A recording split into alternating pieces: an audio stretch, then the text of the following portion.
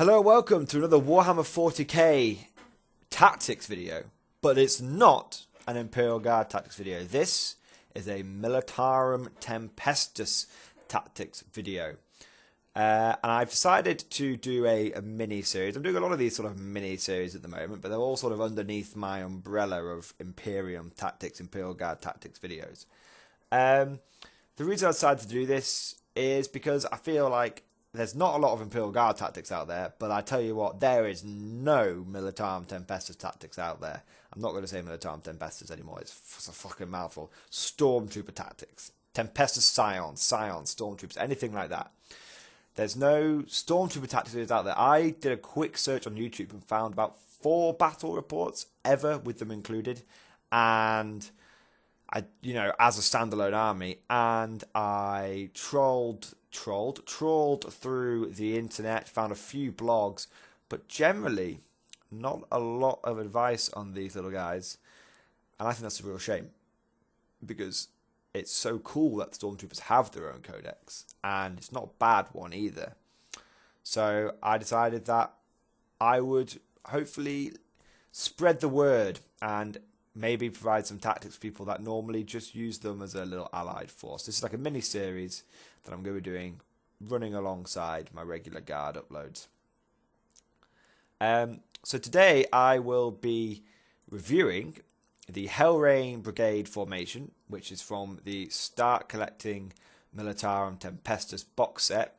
This video is actually requested by someone. I was sent a message, and they said, please could you do a video on this formation, and they sent me a little bit of information about it, and then I've since gone and done a little bit more research, and it is a nifty little formation. It's not bad, and initially my initial thoughts when seeing it were, holy fuck, this is good. But after reviewing a little bit more and after thinking about it a bit more, I am not so certain about it anymore. I think it's good, but I don't think it's amazing. So what is the formation? What is the Hellrain Brigade? Well, for one, my first complaint, is brigade is not the right name for this formation. A brigade is a big fucking bunch of guys. It's a lot of people, a brigade. Whereas this only has like 15 people in it. Okay, so what is the formation? You must have a single commissar, not a Lord Commissar, a single commissar, a single Tempestus Scions command squad, a single unit of Tempestus Scions, and a single Taurox Prime. You cannot take multiple Scion command squads. You cannot take multiple Tempestus Scions Stormtrooper squads. You cannot take multiple Taurox Primes. Okay, but what if you take these 4 units? What do you get? The bonus is, as long as the Commissar is still alive, whenever the unit of Tempestus Stormtroopers, can't say it every time, whenever the unit of Stormtroopers is completely destroyed, they go back into ongoing reserve and must arrive by deep strike. Okay. So, potentially very valuable. You can never, with this formation, it will always be very difficult for you to be tabled, because you can always bring men back on. It's a never-ending supply of guys. If you max this out and this game goes for 7 turns that you're in, you could get 73 guys. Yes, if you deployed them on the table turn 1 and they were blown away in your opponent's turn 1, then you could get them back your turn 2. So 63 guys, I think, because you can't get them back you can't bring them in turn 1. So 63 guys. Okay. Potentially between 40 and 60.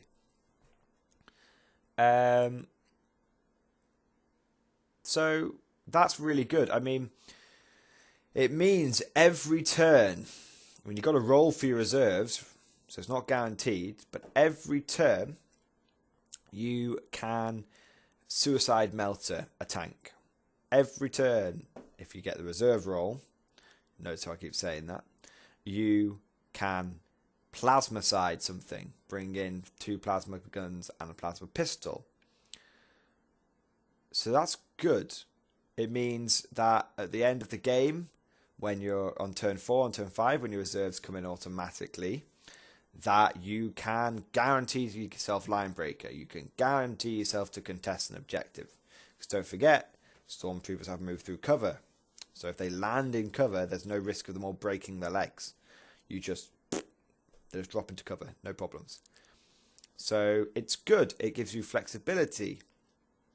However, these are my problems with it. Okay. One, I kind of feel like the Commissar and the Command Squad and the Prime are kind of all tax units. I mean, you're not taking this you're not taking this formation for those units. You're taking this formation for never-ending stormtroopers, aren't you? Okay.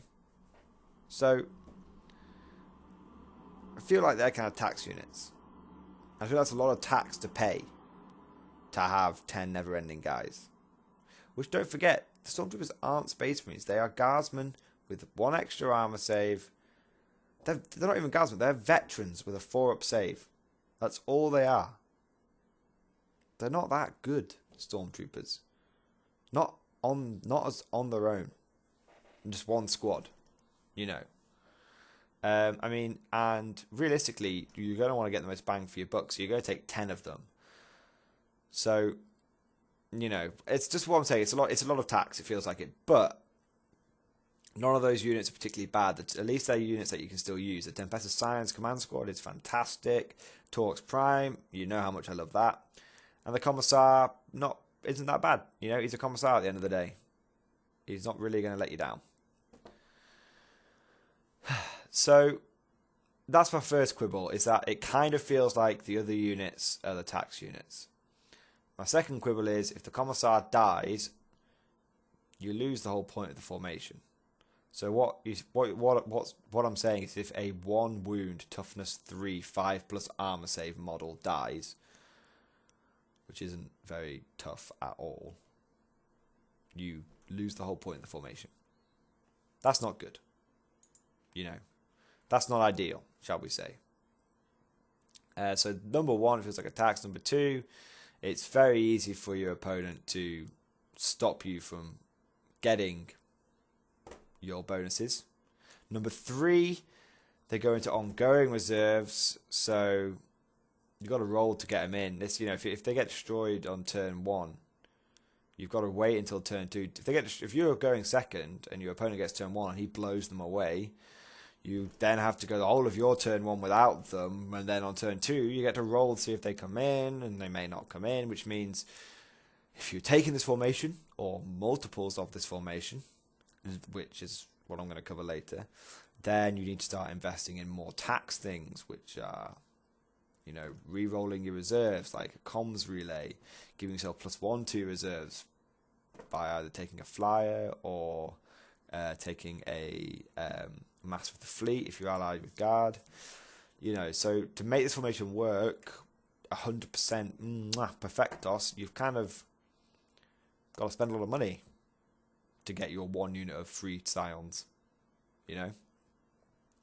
So that's my third problem with it. No guarantee they're going to come in until you get to turn 4 and 5, and by then it may be too late.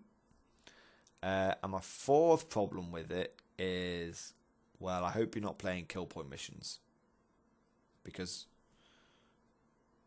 you know, if you're playing a kill point mission, or if you're playing in a tournament where a big thing is kill point difference, where whoever, you know, let's say if I've got 4 kill points and my opponent has got 6 kill points, then my opponent will gain +2 tournament points, which could win in the game.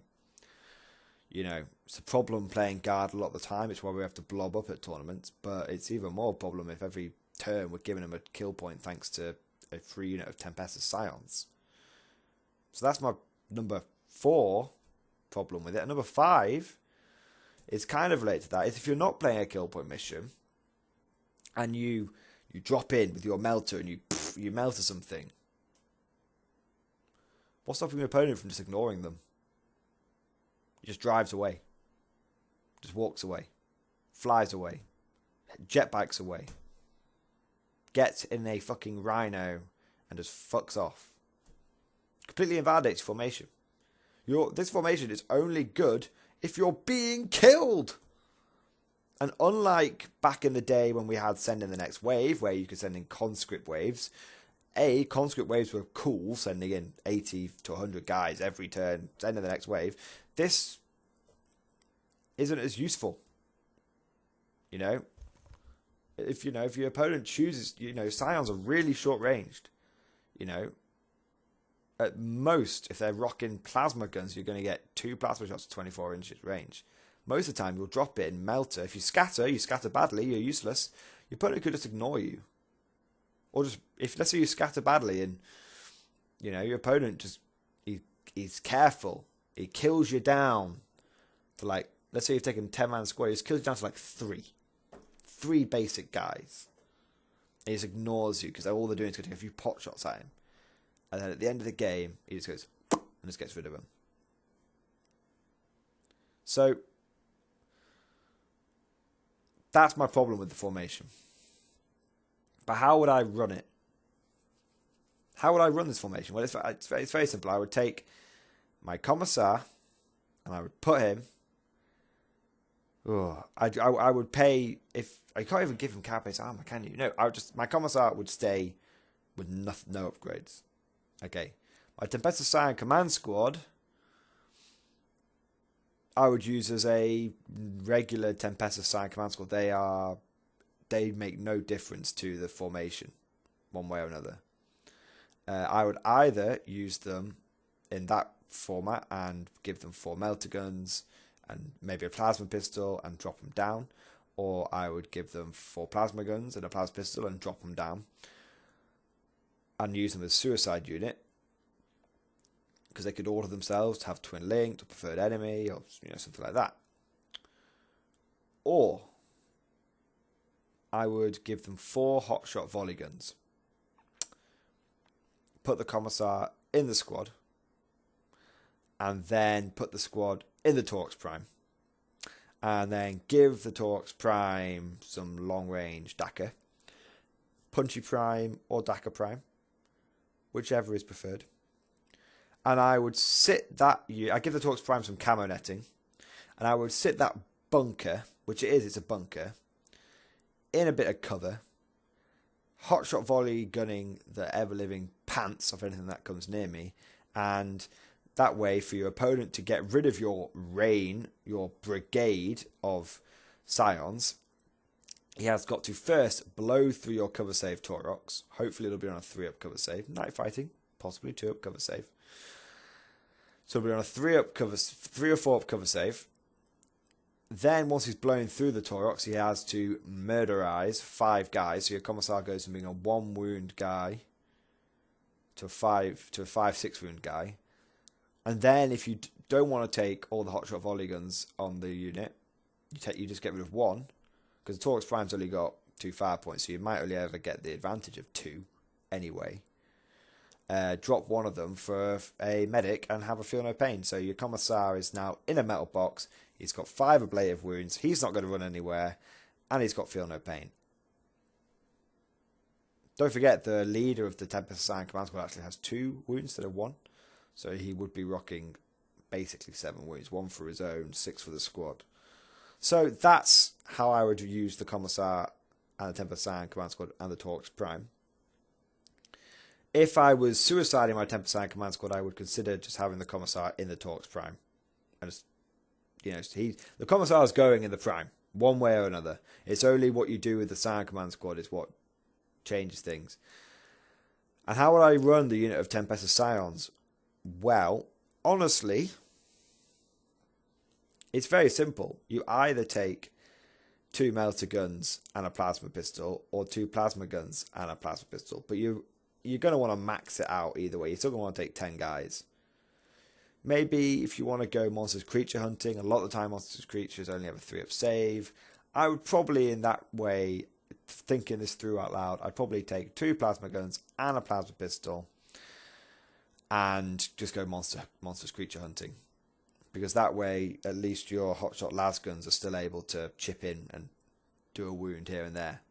Because otherwise, those extra 10 guys, or extra 8 guys in the squad, aren't going to be doing anything if you're just melter gunning stuff down. So that would be how I would use the formation. So overall, what do I think of it? I think it's a good formation. No, honestly, I do. I think it's a good formation, because I know I've talked a lot of shit about it, but it does have a lot of problems. You know, I think it does give you a chance to do some late game objective grabbing. At the end of the day, it does give you the, you know, if you keep taking 5-man melter suicide squads on your Tempestus, on your, you know, your drop squad or your Scion squad, if your opponent does kill them every time, or you could charge them into a monster creature and get them killed, you know, it does mean that what likelihood you're going to get 2, 3 free melter suicide squads a game.